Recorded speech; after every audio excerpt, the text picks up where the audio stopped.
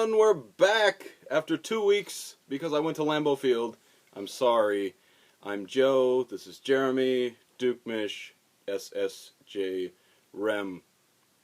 We have a lot to talk about this week, and we have our guest Thor with us. So we'll just keep him up here. Yep. Let's keep him up here. Maybe we'll talk to him later. Alright.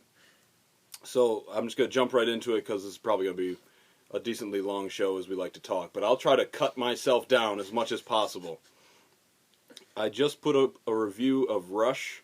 Rush was a movie we saw like 2 weeks ago, starring Chris Hemsworth, Thor, and Daniel Bruhl. I don't know. Bruhl? Yeah, I think that's close enough. Bruhl. Yeah. All right. My thoughts to begin with. I thought it was a very solid film. Very good. Buoyed by the performance of Chris Hemsworth, in fact, and Daniel Bruhl. Gosh, I hope he's not watching this show. So, it was very good. It was very thrilling, and the only thing is that I gave it a lot of Oscar aspirations, and it didn't live up to that. So I had very high expectations for the film. It didn't meet all of them, but I still gave the film 4 out of 5 cups, which is very solid and definitely worth seeing. Largely, I would agree with that assessment. It's a solid film. It's not a great film. It mostly is carried on the shoulders of Hemsworth and Bruch, who are both good actors and were very good in their roles. And as you see at the end of the movie, they really do look a lot like the real Niki Lauda and James Hunt. James Hunt. That's it. Yeah. So, and the movie hinges on like their rivalry and their opposing ideologies and everything. So that's the main thrust of it, and the movie does that really well. It's just that it's not quite Oscar worthy. Yeah. But it's a very, very good film. Yeah, I mean, it was very interesting. I thought it was pretty well shot in the fact that it really put you in the mood of anybody could die at any moment. It was very, I guess maybe dreary is the word. It wasn't dark. It wasn't literally like pitch black dark, but like a lot of the scenes were very dreary. There was rain. So like every moment, which made it very thrilling, it put you in the mood of like, oh my God, someone could die right now, which made it very thrilling. I thought it was very interesting, and I think you would agree with this, that we don't know anything about Formula One racing, so we didn't know what was going to happen, and it made it very interesting learning about this rivalry between the two and how it would end up, basically. Yeah. So you can check that review out on cupofjoe.com. It is fresh up. And, by the time you read this, it's probably not going to be fresh up. Read this. Watch this.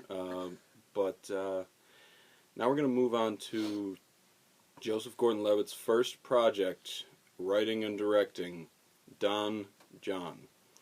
And I'm going to find this difficult to talk about. Okay. So I'm going to put it on you. Start it off. Typical. Yes. All right. Well, when talking about Don Jon, there's really no way to get around the fact, so let's just be honest and upfront with it. The movie it's not about pornography, but pornography plays a very big role in the story. Basically, you might think from the trailers that it's like a romantic comedy or something like that, but in reality, it's basically a character study of a porn addict. Joseph Gordon-Levitt plays kind of like Jersey Shore parody, New Jersey like bro kind of person, like going to the gym and like caring about his body and his car and all this and everything, and he watches a lot of porn. And what that does is it deadens his ability to actually connect with real women, and that's basically the main plot of the movie. Yeah, exactly. And it's interesting in the fact that, the good things I want to say is the movie is what you said, character studies, and I think it did a character study of a lot of people in the film. It showed you a lot of different stereotypes of people, stereotypes of movies, which was actually really funny. Channing Tatum has a great cameo. Yeah, yes. So it was very good in that sense. That and, you know, I thought it was funny, like when he kept going to confession, the fact that he pointed out that, like, what are you basing this on, priest? Am I talking to the same person? Like, you know, things that, like, the film itself is definitely relatable to a certain sense to a bunch of different people, and that is why it was a good thing. I thought why it was not so good is, like, I just didn't feel like the film knew what it wanted to be. It was kind of all over the place. It was, you know, there were parts that, like, I laughed at, and then I realized at the end of it, like, I shouldn't have been laughing. Like, it wasn't meant to be funny. You know, but I mean, so I mean that's where I would say the bad, but the good came, you know, get it, road rage. There were just a bunch of different things that were very relatable about the film. I thought it was odd that this is the project that Joseph Gordon-Levitt really wanted to do. Is this what, like, once he got the fame, that this is what he wanted to get out there? I find that weird. I don't discredit him for trying it. I just think it fell a little short. Yeah, but I mean, Joseph Gordon-Levitt's the kind of guy who's, you know, in occasionally some big budget blockbusters, and then he does things like this. He does pet projects, and I think that's part of his appeal. He'll go out and take some risks like this. That's a definite. I totally agree with that. Still love Joseph Gordon-Levitt. Way to go for trying this film. I just didn't think it quite worked. How many cups would you give it? Oh, yeah, that's tough. I'm going to give it I would say 2.5. I don't have that review up yet. I'm sorry, I'm behind. I was in Green Bay. It was fun, and I didn't have the time. But I'm going to give it 2.5, which falls short of my 3-cup, like, I think you should see it. 3 cups is usually around where I want to go. 2.5, you know, maybe get it on DVD. I don't know. Red box it. So now let's move on to how this weekend's box office did, starting with the surprise of October, Gravity. Take it away. That's for sure. Well, I don't know if we've quite covered it in our previous movie shows, but both Joe and I were not very high on Gravity. No. Way back, it must have been, I think it was in May, a friend of ours had gone to see the Great Gatsby before we did, and we were just talking, and he asks us if we had seen the trailer for this movie Gravity, and he said it looked hilarious. So then later, Joe and I went to go see the Great Gatsby, nice man date, and Yes. And we saw the trailer, and it was funny. It looked ridiculous. Sandra Bullock's I'm spinning. I don't know why I said it with that accent. But anyway, makes me laugh every time. And it seems like the movie is nothing but 90 minutes of just her trying to grab things. And right. I don't know, but then the reviews come out. They're just they're basically flawless. It has like a 97, 98% on Rotten Tomatoes.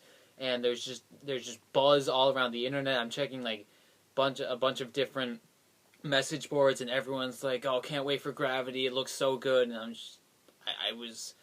the weird thing is like when we saw the trailer in theaters, like other people laughed. We're laughing at it, yeah. Which is so it's weird, but yeah, you know the reviews and the buzz and everything, and the marketing was great, and I forget which studio released it, but whoever it was, they did a great job because they really made Gravity up to be an event movie, something that you have to see in theaters. You should probably see in 3D, IMAX if you can, because it's just that kind of experience.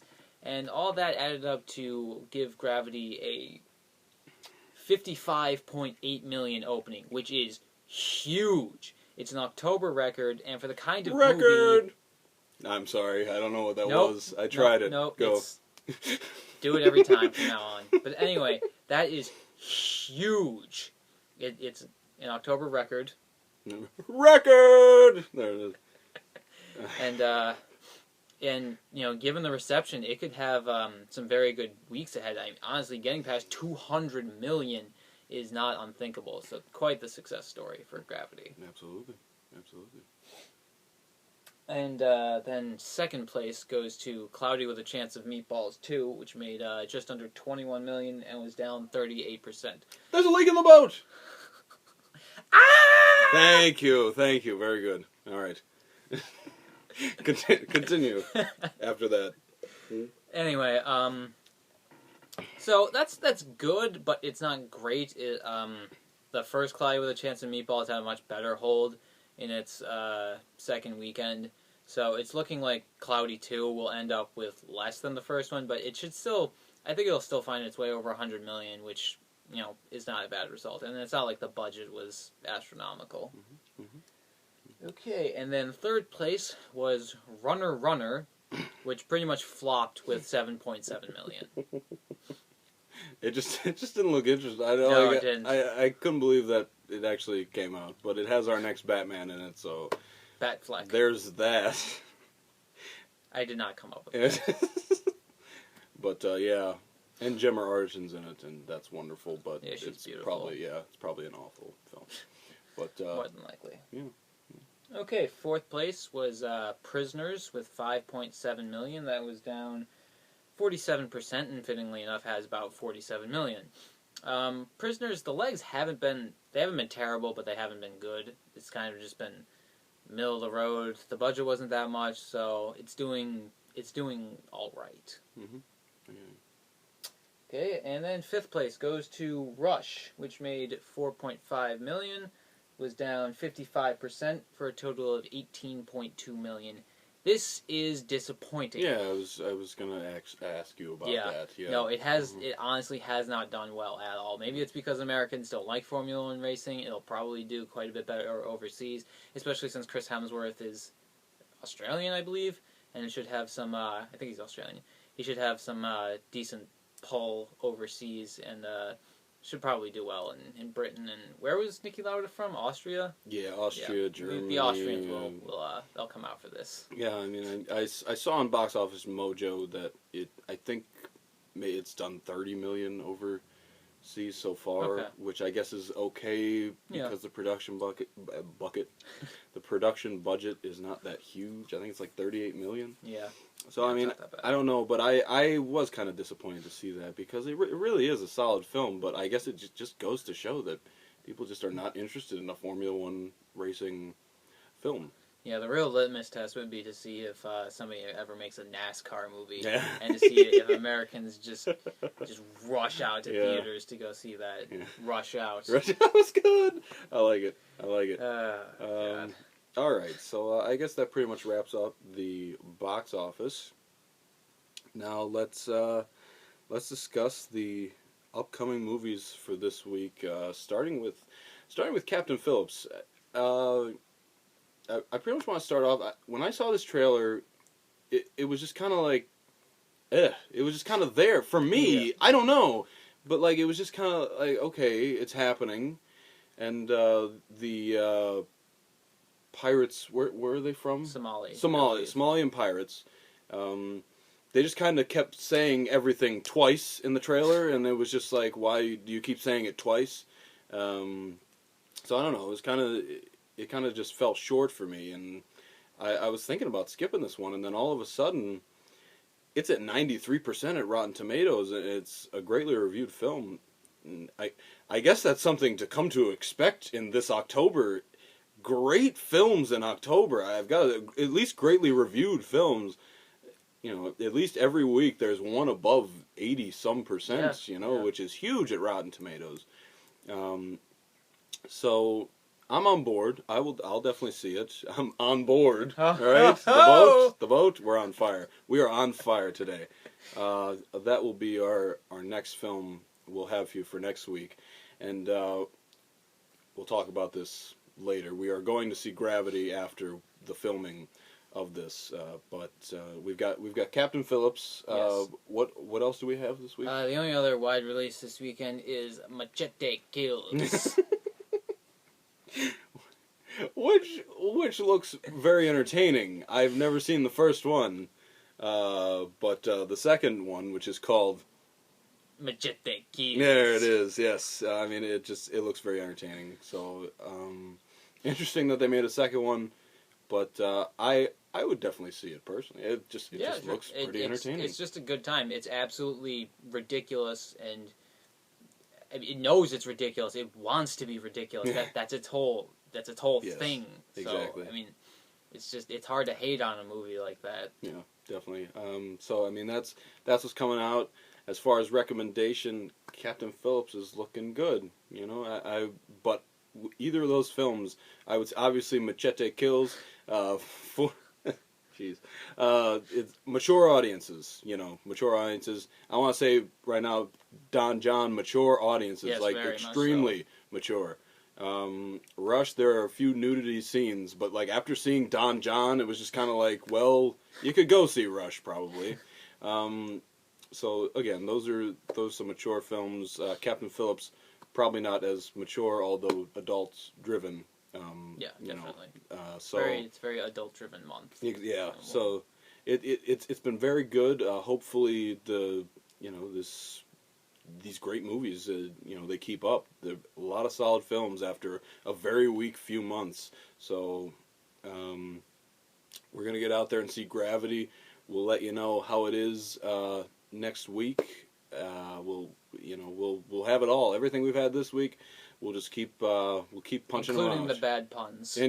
Oh my God, yes, there'll probably be more. So get ready, and we're gonna go see Gravity right now, and we're gonna leave you with Thor. See if he has anything to say. Let's go ahead. Let's go to Gravity. Come on. We're gonna leave you with Thor. There you go. There he is. See you guys.